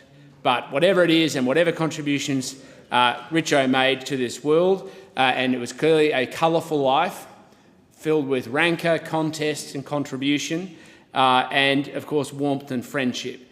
He was nonetheless a figure who I always found him to be incredibly generous, supportive, offered counsel, and was incredibly warm. And so I'll miss him, and I pay tribute to him, but also acknowledge that one day, if I make it to heaven and he happens to be there as well, I promise you, Richo, I will buy you lunch. Thank you, Deputy Speaker. I understand it is the wish of honourable members to signify at this stage their respect and sympathy by rising in their places, and I ask that all present do so.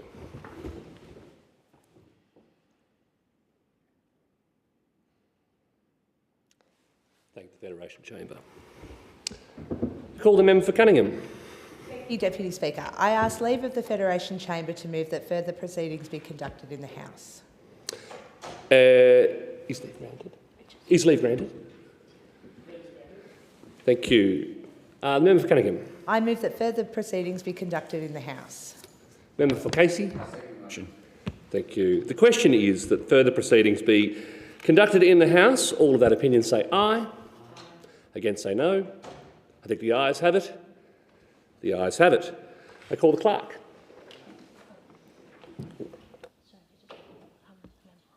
Oh, sorry, the member for Cunningham.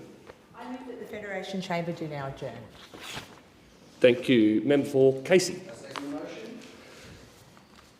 Those of that... the question is that the motion be agreed to, and I call the member for Rangabite.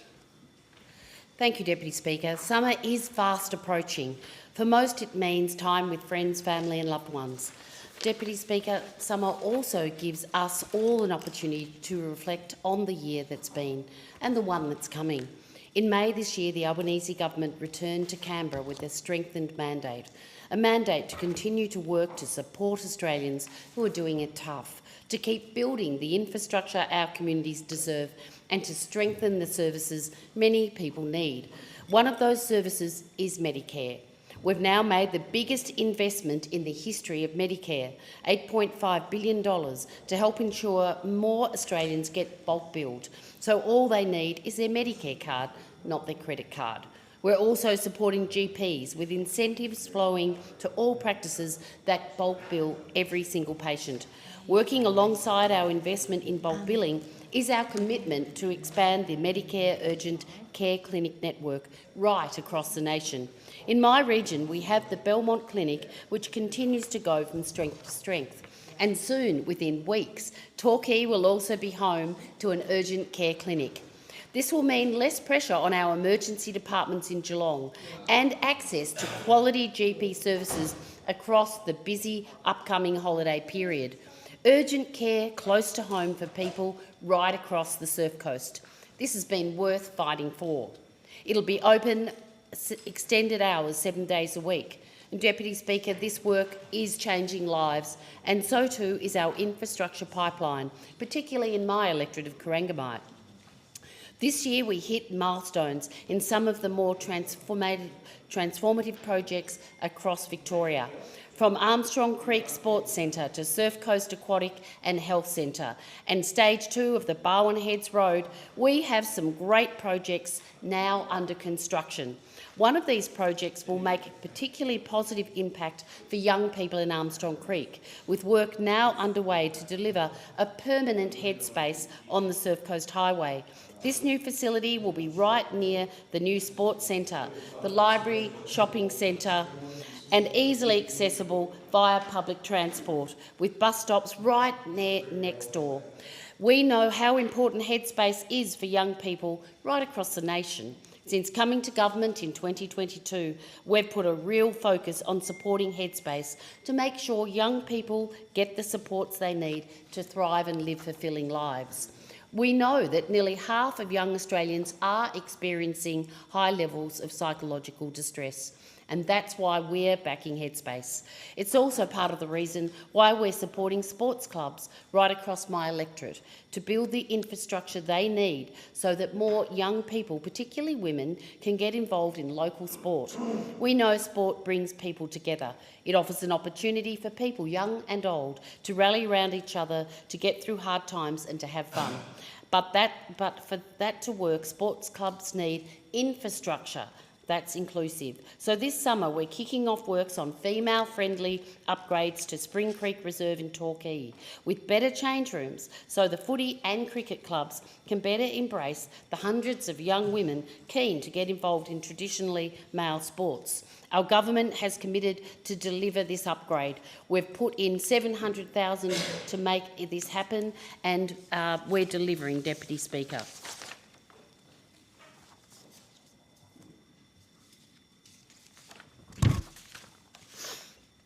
We are also, in closing, we are also doing some work with our communities to achieving some great things, strengthening services to support the health and wellbeing of Australians, and closely linked to that is building the infrastructure that people need and bring them together. And 3, giving Australians, young and old, the opportunity to thrive, succeed and lead safe, fulfilling lives with changes to our aged care system. So, for my communities across the Surf Coast, Bellarine and the Geelong region, thank you for your support this year. Stay safe and enjoy the summer. Remember to thank our surf lifesavers, our emergency service workers, and ensure that when you go into one of our magnificent businesses that you actually treat staff respectfully, particularly over the busy season ahead. And to all those who are working when the rest of us are enjoying time with family, I wish you well. Have a great festive season. And to my fellow staff, to my fellow MPs across the chamber, I wish you all the very best for a safe and happy time. I hope everyone gets the break that we need. Thank you. I call the member for Casey. And last week, my community lost a generous and beloved member of the Yarra Rangers, Ray Yates. Ray was truly immersed in community life. Some called him Mr. Monbulk. Others knew him as Mr. Yates from Monbulk Primary School, where he taught from the 1970s until 2014, retiring aged 74. He spent 28 years of that time as principal of Monbulk Primary and a total of 54 years in education. And many Monbulk locals had Mr. Yates as their principal and also principal for their children. He left a legacy and impacted so many lives and so many generations of the Monbulk community. His impact was so profound, The Age ran an article in his retirement. It sums up his persona well, and it reads, "On Wednesday, he stopped mid-interview to help a weeping preppy, strolling with him through the school he built, a school that was downtrodden when he arrived in 1974, but is now a robust institution and a point of community pride. Arriving at school at 7 a.m, he won't go home until after 6 p.m. Even then, Mr. Yates never really goes away. After hours, the main phone number to the school is patched to his mobile phone. And I had the opportunity, Deputy Speaker, a few weeks ago to visit Monbulk Primary School, and it was wonderful to see the children, the thriving school that is an ongoing and everlasting legacy to Ray Yates.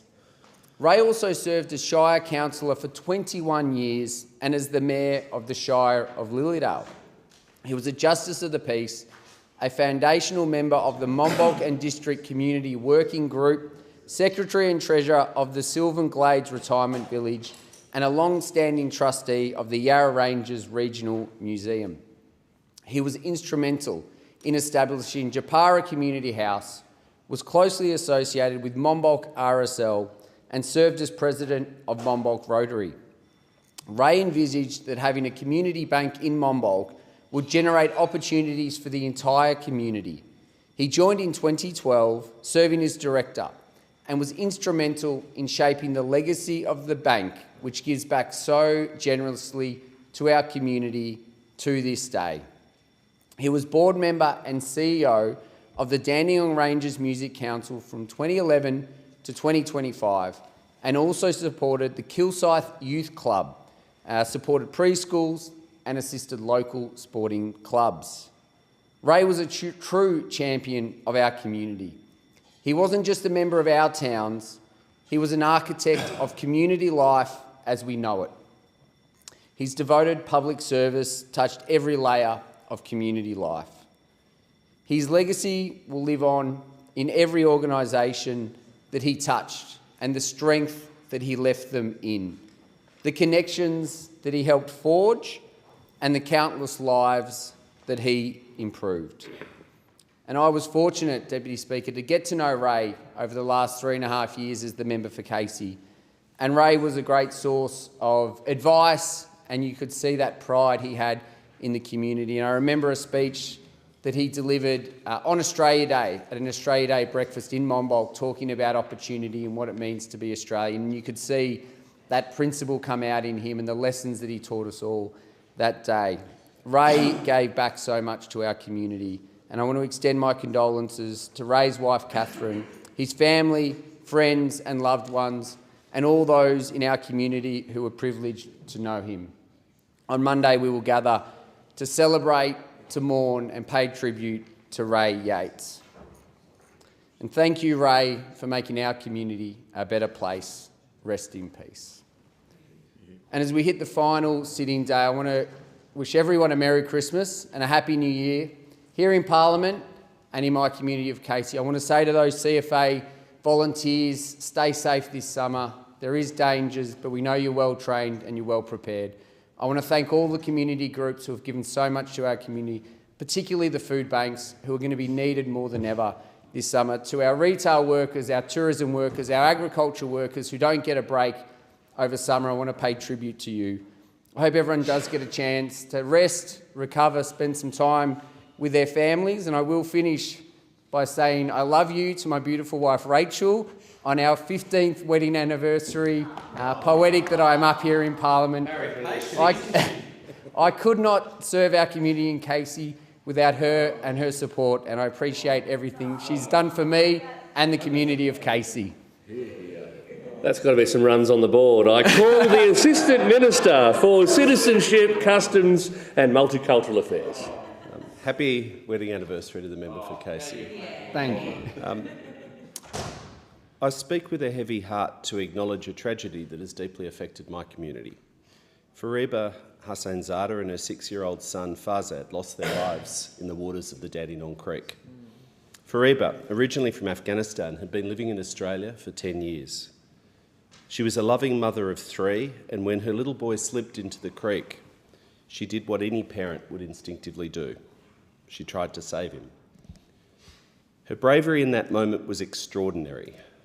Unfortunately, both mother and son lost their lives. This devastating loss has torn a family apart, leaving a 4- and a 1-year-old without their mother, and the whole community. It's a tight-knit community in Dandenong, in the growing Hazara community. It's left them in mourning. I extend my heartfelt condolences to Fariba and Fazad's family and to the grieving community in my electorate. Please know that we stand with you in this time of grief. I'm proud, Deputy Speaker, to represent the largest community of Australians born in Afghanistan of any MP in this parliament. Afghanistan is a diverse country, rich in cultural traditions and languages, with 14 ethnicities acknowledged in the national anthem, living alongside many other smaller ethnic groups and tribes. Modern Afghanistan has a proud but complex history, sadly marred by tragic cycles of violence. And while there'll never be a single view or truth on history, single view of history, no part of Afghanistan or Afghan society has been immune from violence or persecution, whether Pashtun, Hazara, Tajik, Uzbeks or any other of the ethnic groups. While Australia's relationship with the state of Afghanistan endures, Australia has no intention of accrediting a representative of the Taliban or establishing diplomatic relations with the Taliban. I'm pleased, though, to have formed a new parliamentary friendship group for the people of Afghanistan. This group is to express Australia's support for the people of Afghanistan and to serve as a forum for parliamentarians to engage with advocacy groups, including those working on refugee issues, human rights, women and girls, and international engagement, on issues related to the ongoing humanitarian and economic crisis in Afghanistan and across the broader region, with millions of Afghans displaced.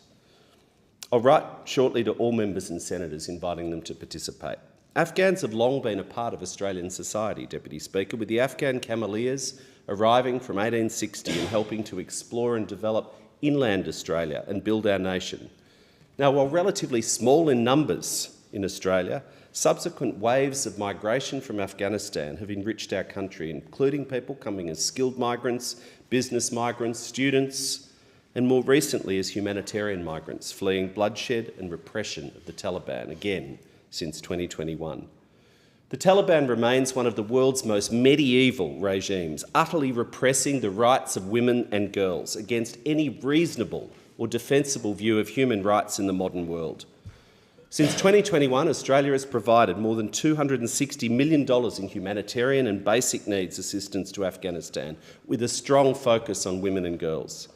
And almost 27 visas have been granted to Afghan nationals under the offshore humanitarian program, in significant part to the locally engaged employees who worked for 20 years with Australia's Defence and Foreign Affairs and aid staff in Afghanistan, fulfilling the promise as best we possibly can in difficult circumstances to bring them to safety.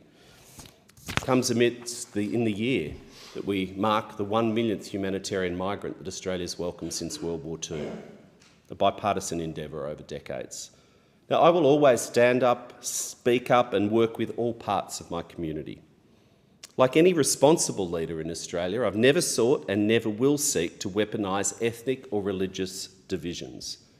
It's important that every political, religious and community leader set a positive example for young people of inclusion and working together. Let's hope that this friendship group allows us to recommit to working together here in Australia in a spirit of trust to build a positive future for the whole community and doing what we can internationally with other nations to improve the lives of those still suffering outside our borders. I'll finish on this with a note of thanks to my staff. The bulk of the work of my electorate office relates still to the ongoing trauma of the Taliban in the Afghan community as people flood the office every day seeking to bring their families to safety. We do as much as we humanly can, but a lot of that burden falls on the staff. They speak Pashto, Dari, Hazaragi, Farsi and do the very best they can, and I thank them deeply for the trauma that they endure. Call the member for Dawson. Thank you, Deputy Speaker. Across this nation, families are sweating, not just because they can't afford to run the air conditioner, but because of the fear of the next power bill landing in their letterbox. Small businesses are closing, not from the lack of customers, but because their energy bills have become the silent partner taking the biggest cut. What kind of economy is Labor running when a cafe can afford the coffee beans but can't afford the electricity to boil the water? Australian manufacturers aren't being beaten by better products, they're being beaten by competitors having access to cheaper power overseas, and a government that makes them pay more to produce less. And through all of this, Labor has gone to war with the very industries that keep this country running. They have demonised gas, and now they're trying to write coal out of Australia's economic future.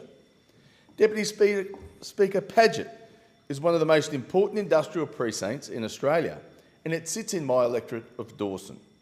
It's the largest industrial hub in Queensland outside the southeast corner.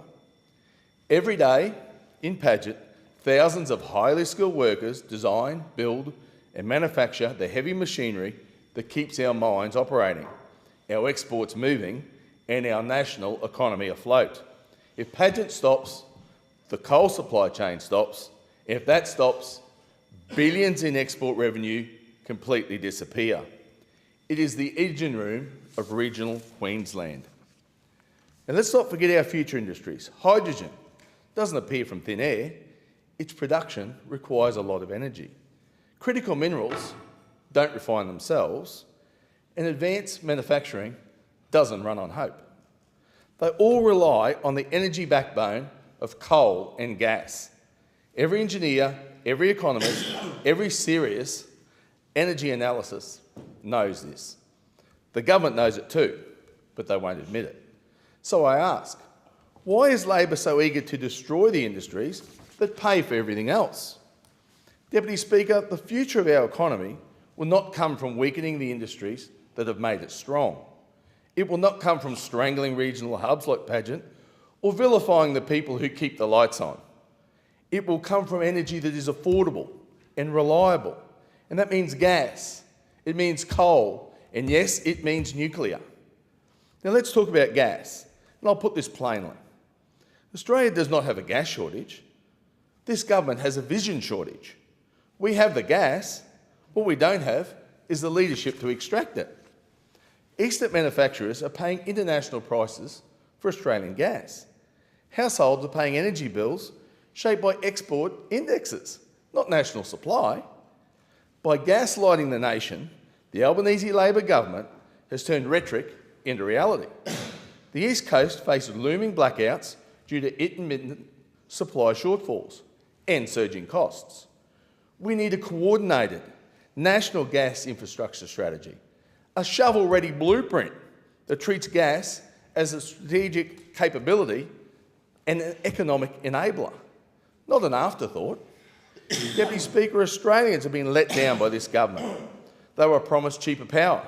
Instead, household bills have skyrocketed by 40%. They were promised a $275 decrease in power. Instead, they're paying around $1,300 more. This government said net zero would lower power bills.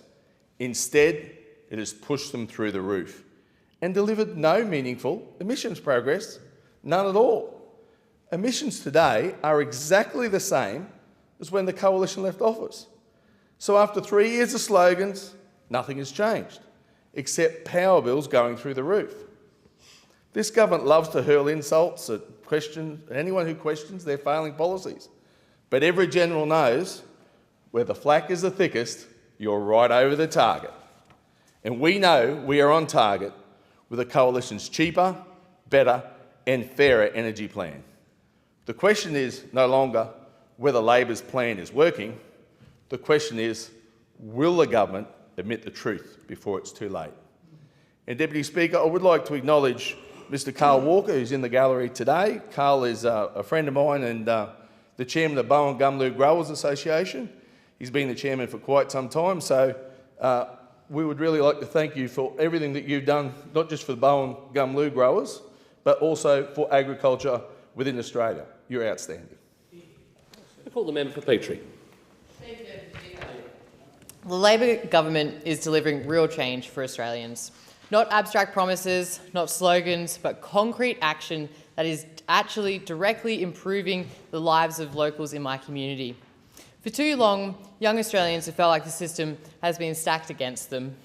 They study hard, they do everything that's asked of them, yet they finish their degrees and walk straight into a lifetime of debt. That is why the Albanese Labor government introduced a major change that will make a significant difference. We are reducing student debts by 20%. This is one of the most meaningful investments in young Australians in a generation. It is practical cost of living relief. It is acknowledgement that education should open doors, not close them. Very soon, over 22,000 locals in Petrie are getting 20% taken off of their student debt. No applications, no forms, you don't need to do anything. This is a one-off reduction that will be applied automatically by the Australian Taxation Office. And when the deduction is applied, you'll get a text from the ATO letting you know. Labor promised to cut student debt, and our Albanese Labor government is delivering. This is a game changer for more than 3 million Australians with student debt. Labor believes in education. We believe it builds opportunity, equality and prosperity. Over 20%, our 20% reduction means thousands of Australians will finally see the light at the end of the tunnel. It means teachers, nurses, tradies, social workers, community workers will all be able to move forward in their lives without the growing financial burdens holding them back. At the same time, we are strengthening our commitment to protecting the Australian environment. Our country is home to some of the most unique ecosystems on the planet, but we have watched biodiversity decline, native species disappear, habitat destruction accelerate, and the increased ferocity of storms. This is why we are proud to be introducing new, stronger environmental legislation. It creates clearer national standards, it restores accountability to environmental decision-making, and it gives Australians confidence that development, economic growth, and environmental protection can be balanced responsibly. This legislation is not about stopping progress. It is about ensuring progress is sustainable. It is about future generations inheriting the bush, the rivers, the reefs, and the wildlife that define our national identity. It is about protecting the places that make Australia home. I want to thank all of the environmental groups and community activists such as ESRAG, Queensland Conservation Council, Greenpeace, and the Redcliffe Environmental Forum for their ongoing contributions and support of these reforms, and to the residents who raise their voices on these matters. I want to acknowledge the work of Minister Watt and Minister Plibersek and Special Envoy Kate Thwaites on these important, long overdue reforms. Another critical issue facing our country is the impact of social media on young people. Every parent I speak with tells me the same thing. Children are being exposed to content that they should never see. They are being targeted by algorithms no parent can monitor. They are facing bullying, exploitation, social pressures that previous generations never had to endure. The evidence is clear. Social media is harming kids. So we are taking action. The government's upcoming social media ban for under 16-year-olds is going to let kids be kids. It ensures that children can grow up safely without being pulled into the online world that is not designed for their well-being. This reform supports parents, it empowers families, and it strengthens the guardrails for our youngest Australians. We cannot reduce harm by wishing it away. We reduce harm by acting responsibly and decisively. And while we focus on the next generation, we are also delivering for every single person who relies on our healthcare system. Just let you know, that's every single Australian. When Labor came into government, bulk billing was collapsing. Families were waiting weeks to see a GP, only to be hit with fees they could not afford. That is why we tripled the bulk billing incentive. It is why we have delivered the largest strengthening of Medicare since it was created. The results are speaking for themselves. Bulk billing rates are rising once again. More families are seeing a GP without reaching into their pockets. This is what Medicare is meant to be: universal, accessible, affordable. It is the foundation of Australian life, and we are proud to be the party that built it, protected it, and is now rebuilding it stronger than it ever was. To every student struggling with debt, to every parent trying to keep their children safe online, to every Australian who wants their environment protected and our Medicare system strengthened, we see you, we hear you, and we are delivering for you. I call the member for Barker. Thank you, Mr Deputy Speaker. Well, Mr Deputy Speaker, I wish to draw the House's attention to a federal court judgment. It was a judgment of Justice Wigney delivered on the 15th of July of this year in the case of Pabai and another versus the Commonwealth of Australia. It's significant for a reason that I'll make clear. The case involved a group of Torres Strait Islanders who argued that the Commonwealth had been negligent in not protecting them from climate change. Justice Wigney helpfully summarised the government's defence in this case. The defence, by the way, that was authorised by this government via this government's Attorney-General.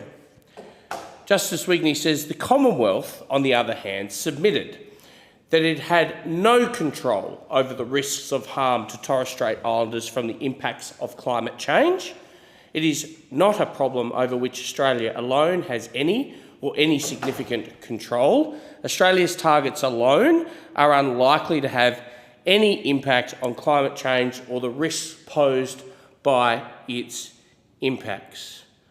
Well, Mr Deputy Speaker. On the one hand, we have a government that at question time and at every opportunity tells us that if we don't pursue these unrealistic and unachievable carbon emissions reduction targets, then effectively we will be facing bushfires, cyclones and all manner of climate risks. But on the other hand, quietly, away in the federal court, instructions are provided to council to make the very opposite submissions.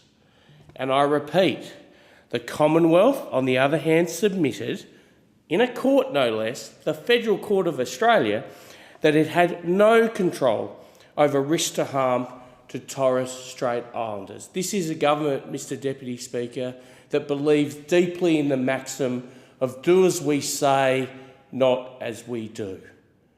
Laid bare the hypocrisy of those opposite. And I look forward to the Minister for Climate Change, if he can keep the lights on during question time, advising the House of how it is that the government made that submission to the Federal Court when its rhetoric, both in question time and every other opportunity, is directly the opposite.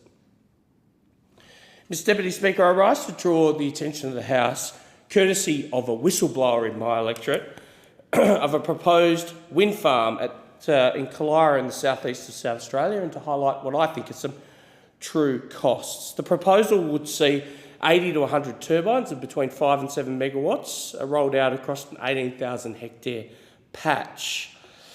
Landholders have been contacted. It would involve not only the turbines but a high voltage transmission line.